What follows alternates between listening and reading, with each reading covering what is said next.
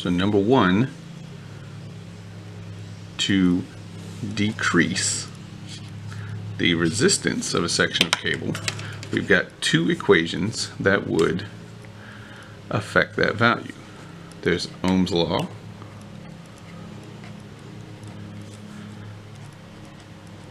and the definition for resistance in terms of the materials. The resistance in Ohm's law for a single cable is actually what affects current and voltage, or potential difference. And so regardless of changes of either V or I, R remains unaffected. So we can eliminate C and D. Changing the length of the cable for A affects the numerator here, but an increase in the numerator is going to increase the resistance, which means A is out, and increasing the diameter would increase the area, which is in the denominator, thereby increasing the whole resistance. So B is our answer for number one. For number two, we're trying to find the largest current, but interestingly what we are given, besides a voltage, is a diameter and a length, which might not immediately sound like something that Ohm's law can handle. But if we set up Ohm's law to find current, and then substitute in the definition of resistance, and then substitute in diameter for area appropriately,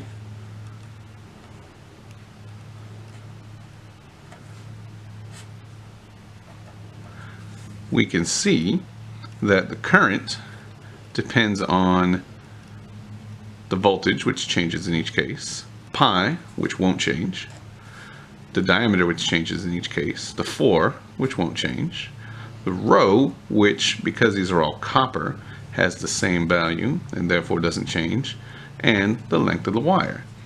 That means that really what we're trying to solve for is just a factor due to the voltage applied across the wire, the diameter of the wire squared over its length. That will be the only factors that change with the given values. Since they're all the same units of length of meters, diameter of millimeters, and volts here, they're all going to cancel appropriately for the factor that we are able to change. And so really we're just multiplying the voltage by the diameter squared and then dividing it by the length. If we multiply 10 by 1 squared and divide by 1, the factor for A is 10. We do the same thing with B. You're doing 10 times 0.5 squared divided by 0.25. You get 10. If you do 20 times 1 squared divided by 2, you again get 10. You're probably seeing where this is going, but maybe you're over there hoping that D comes out different.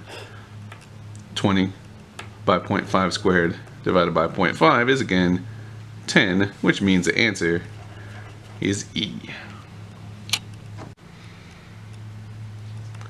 In number 3, we're asking for an estimate of the speed of a beam of protons, which, don't get thrown off by things you might have heard about protons and drift velocities.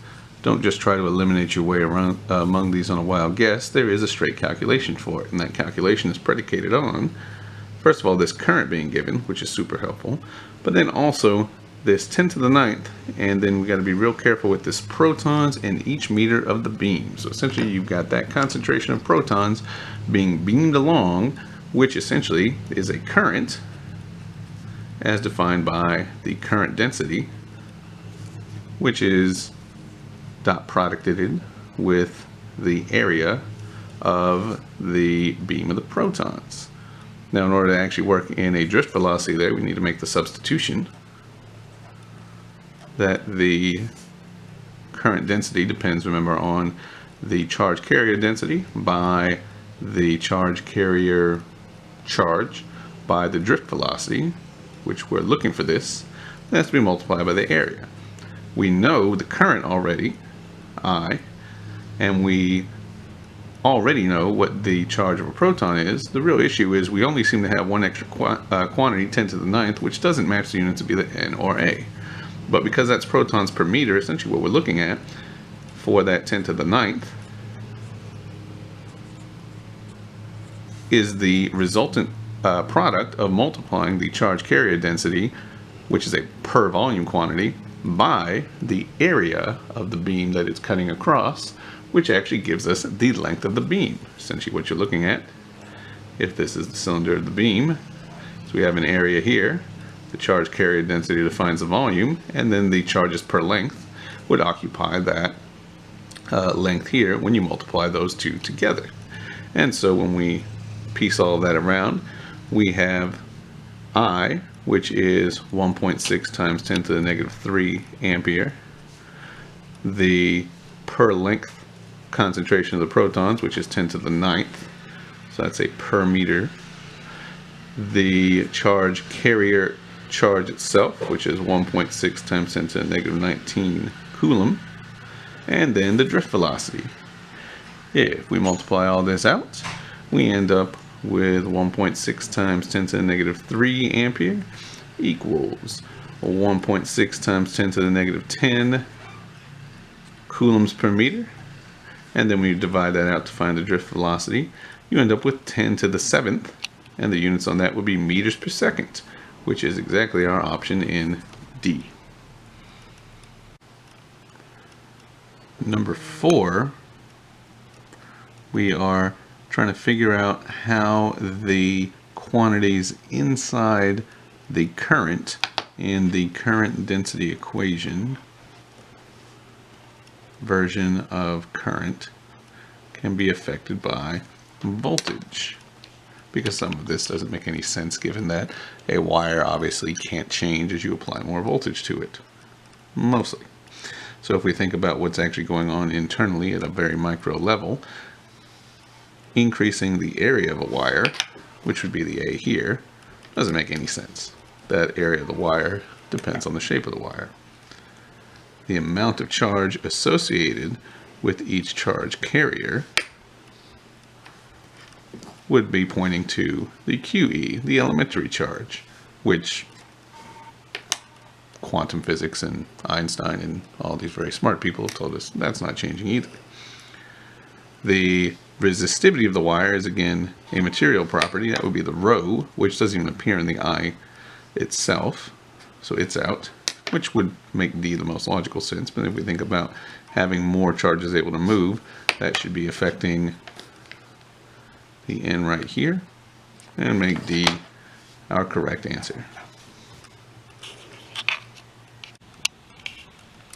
Number 5, to find the current going through the battery, we have to be careful that even though we know that's 5 volts of the battery, we don't pick just any one resistance here, because this current flows through all of them, more appropriately represented by this circuit.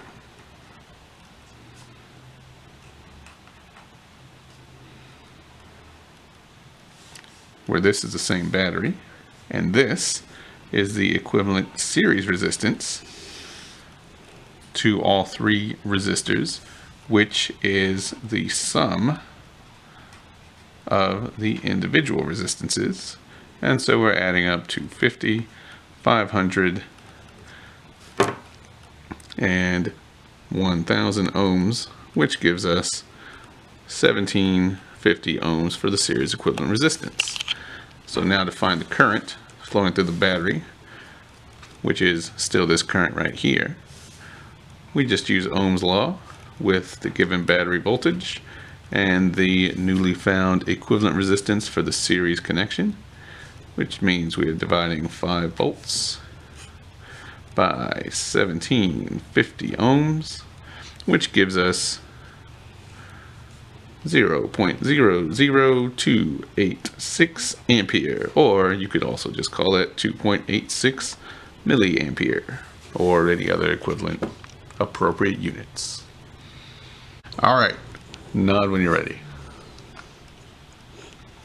Number 6, the switch in the circuit at right when closed actually changes up the circuit, Currently what we have is a series circuit where, if we're assuming both bulbs are identical, which it tells us, they each have equal resistance and therefore are going to glow equally bright as they both consume equal power. But in closing the switch, we end up with this section of circuit containing bulb 2 being our main concern, which means bulb 2 now has the battery voltage all to itself, and therefore for the same resistance will get brighter. So our options come down to A or D, and then it's a question of what happens to bulb 1. Well, bulb 1 is floating around over here, which, while still connected to the circuit, seems like it might get something to flow through it, but because of this wire having zero resistance, all the current's going to flow this way, no current flows this way, and therefore bulb 1 goes out. A.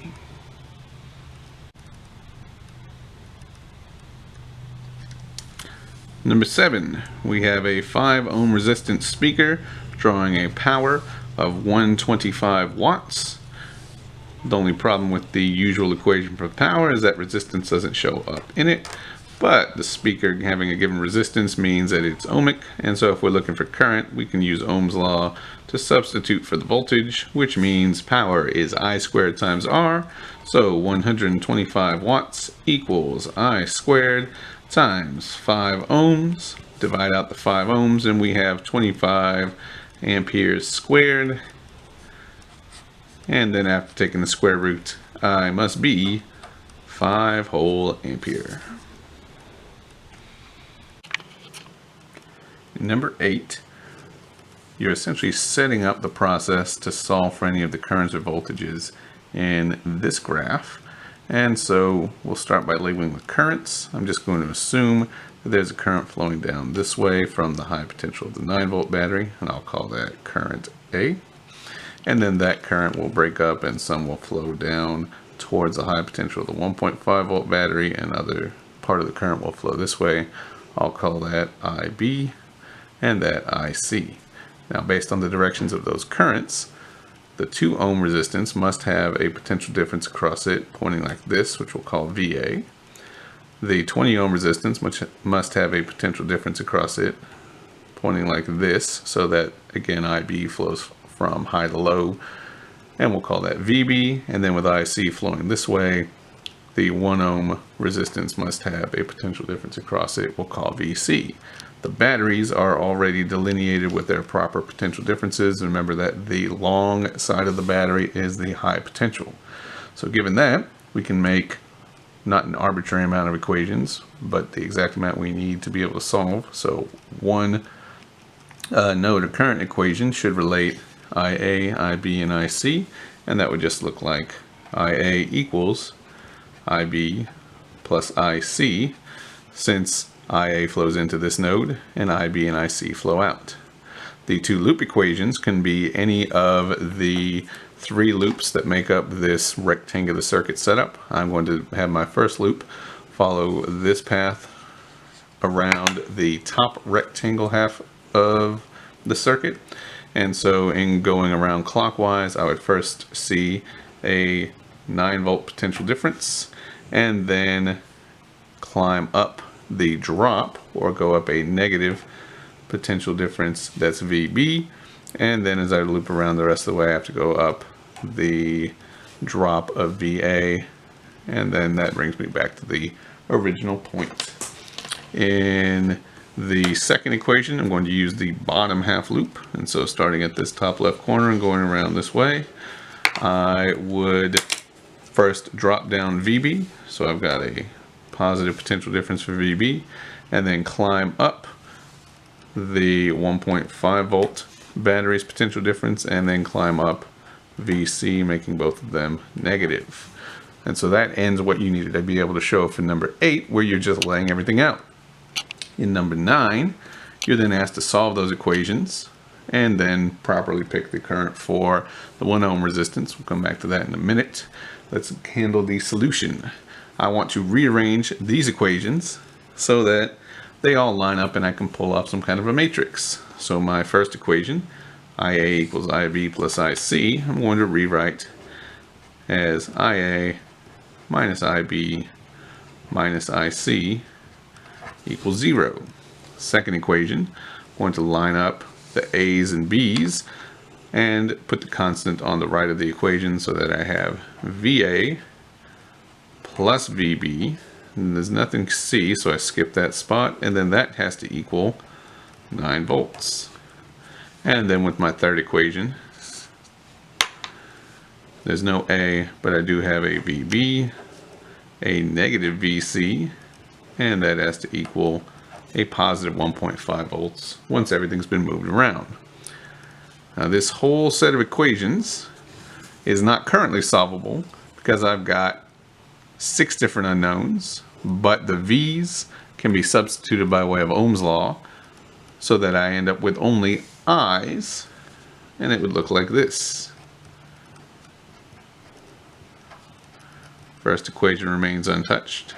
The second equation, I have to substitute for VA in terms of the IA we had here, and since VA is across a 2 ohm resistance, then the current that flows through it would relate to the VA by IA times 2. For VB, which is across this 20 ohm resistance, you'd relate the voltage to that current by substituting IB times 20 ohms. There's no C, and then we end with the constant. We do the same thing with the last equation. There's no A to worry about. It's still positive VB, so we again have IB times 20. And then from that we have to subtract for VC this expression for the voltage in terms of current here, where the IC flows through VC and it's a 1 ohm resistance, so we would have IC times 1. And then again the constant remains untouched. So this set of 3 equations here can be rewritten in a matrix form by pulling out all the constants on the left half of the equation setup, multiplying them by a matrix that contains all the variables, which should give us this solution matrix, and that would look like this. So from our first equation we'd have 1, negative 1, negative 1. From the second equation our constants are 2, 20, 0. And from the third equation our constants are 0, 20, negative 1. That whole matrix is multiplied by the column matrix of IA, IB, and IC, and the result of that multiplication should be a matching column matrix of the solution values. 0, 9 volts, and 1.5 volts. Remember to solve around for this. All you're doing is plugging into your calculator the multiplication of the inverse of this matrix by this column matrix, and what your calculator will spit out for you is that IA, IB, IC equals 2.56 ampere, 0.19 ampere, and 2.37 ampere. And so I clearly picked the correct directions in the original layout, and when it asks to find the current through the 1 ohm resistance, which was this resistance here, we are looking for IC, and so the current is 2.37 ampere and it is flowing through the resistor to the right. Finally, for number 10, to determine the potential difference across the 20 ohm resistance, we are looking for VB, and we had already made the substitution that VB was IB times 20 ohms, and we now know from our previous solution matrix that IB is 0.19 ampere, and so when we multiply that out, we end up with, actually rounds with a few more sig figs to 3.87 volts, and the high and low potentials would look like high on the left, low on the right, just like in the original diagram, because our current flow was correct.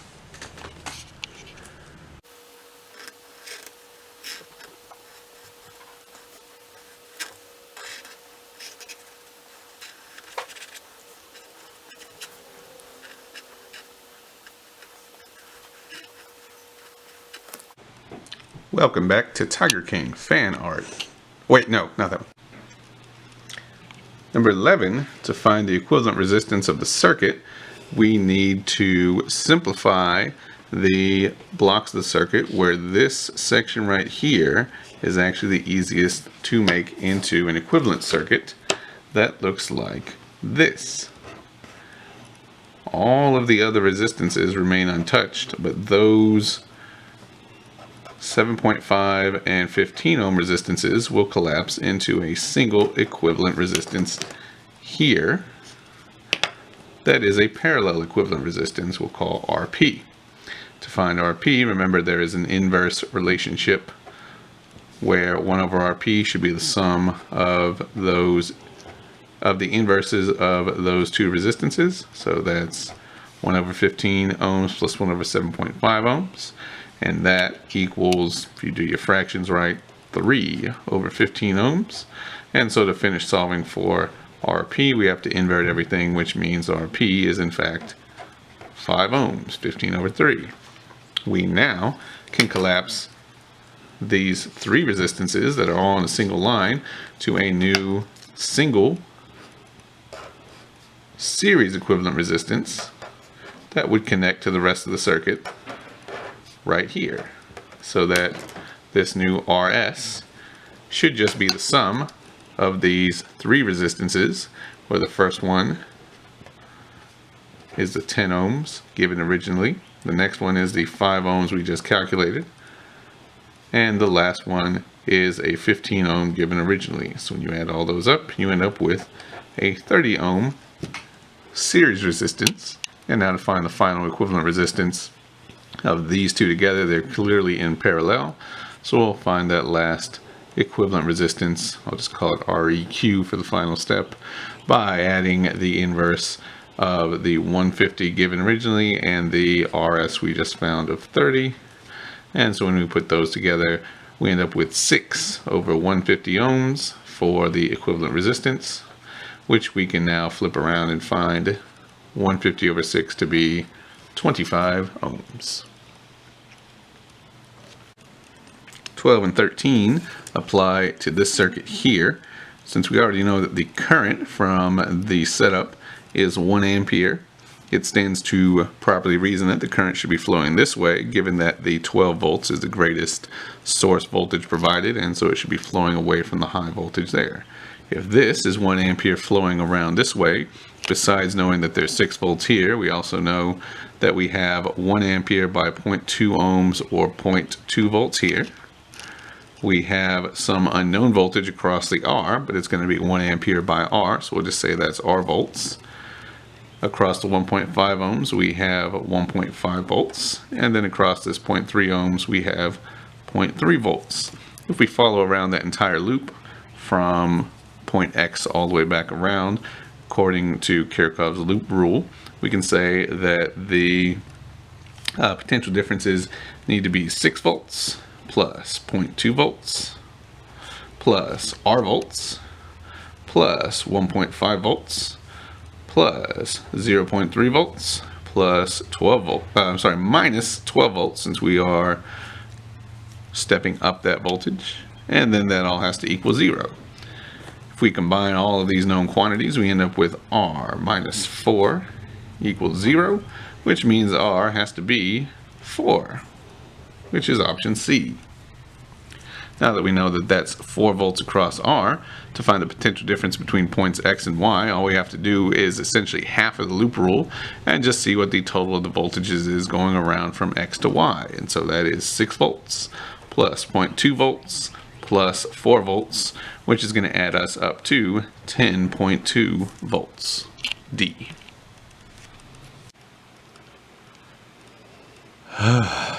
RC circuits. Number 14. You are asked to find the current through the capacitor once the switch is opened, but we have to start with the premise that it's already been closed. If it has been closed for a long time, then the voltage that the capacitor has across it, VC, is going to depend on the voltage across R2 because no current is flowing through the capacitor after it's been closed for a long time. This voltage across R2 just depends on the current flowing in only the outside loop of the circuit, because remember there's no current here, and the resistance of R2. Well, the current flowing around the outside loop of the circuit is just a basic series circuit, and so that current is going to be the supply voltage over the equivalent resistance of the whole circuit. And so we end up with this, what might look like kind of a pain of a mishmash. But then, once the switch opens, the entire battery and R1 supply line gets cut off, and you're left with just this circuit of the capacitor in R2. But at that moment when the switch is opened, the VC we just found here is still across the capacitor, and so the current flowing through the capacitor should be the same thing as the current flowing through R2. So we can say I through R2 in the capacitor should be VC over R2, and since we already know that VC is V over R1 plus R2 times R2, and then we're dividing out R2 all over again, we cancel the R2s, and that leaves us with this answer, which is just A. In this whole slew of questions, what we need to know is that the switch has been open for a long time, which means that initially the voltage across the capacitor here has to be 0. And then once the switch closes, current's going to start to flow to start charging the capacitor. And so we would have an increasing VC as the current flows through R2 in the capacitor here. R1, it's going to turn out, is basically independent. And so then in number 15, when you're asked how much is the current through R1, which we'll call I1 right here, we are simply having to figure out the voltage across R1, which is just the epsilon given for the battery over the resistance R1, and that's going to be 6 volts over 5 kiloohms, which gives you 1.2 milliamps. And so then 16, to find the current through R2 at time t equals 0, we need to remember that there are 2 pieces to this circuit here, but since the circuit has just been closed, VC here is 0, and therefore the entire voltage across R2 is the same thing as the battery voltage. So we can again say that the current running through R2, which we'll just call I, is going to be epsilon over R2, since the voltage VC is 0 at time t equals 0. So again, we have 6 volts over 25 kiloohms for R2, which gives us 0.24 milliamps, or 240 microamps if you prefer. Now on 17, to find the potential difference across the capacitor after the switch has been open for a long time, you need to just recognize that this is the same premise we use to figure out what the current through R2 is, and so the very initial condition for the capacitor's voltage should just be 0 volts. In number 18, the time constant for the circuit might seem a little complicated. You've got 2 different resistors, but if you worry about the loop that contains a capacitor and write out Kirchhoff's loop rule, you would have a negative epsilon plus whatever that I is that varies times R2 for the voltage across R2 plus the voltage across the capacitor. You would have a complete loop rule, which you can then make into a differential equation, because the current through a capacitor is the capacitance times the time differential of its voltage. This is now a second order differential equation, which you can begin solving around by moving the pieces around to keep everything separated by variables, which would look like this. And then once you start to separate the variables properly, you would have dVc over epsilon minus Vc equals dt over R2c. And we're actually going to stop right there because this R2c is your time constant. Tau is R2c, which means you are multiplying 25 kiloohms by 400 microfarads, or I'm going to write that as 0.4 millifarads, because a milli times a kilo gives you a fully canceled basic unit, and so that's going to give a time constant of 10 seconds. Now we'll pick back up for number 19 to actually determine the current, because the current should be decreasing from that initial 0.24 milliamps in number 16, but how much it decreases depends on how long the switch has been closed. And so we'll finish solving this around to get VC. If we finish solving this around, we end up with the natural log of epsilon minus VC equals negative T over R2C plus some constant of integration. And then once we raise everything on E and move everything around, I'm going to skip ahead a little bit, and you're just going to come up with an expression for the voltage across the capacitor being epsilon times 1 minus E to the negative T over R2C. And you can see the time constant showing up in there again in my squiggles for R2C. And then because I is C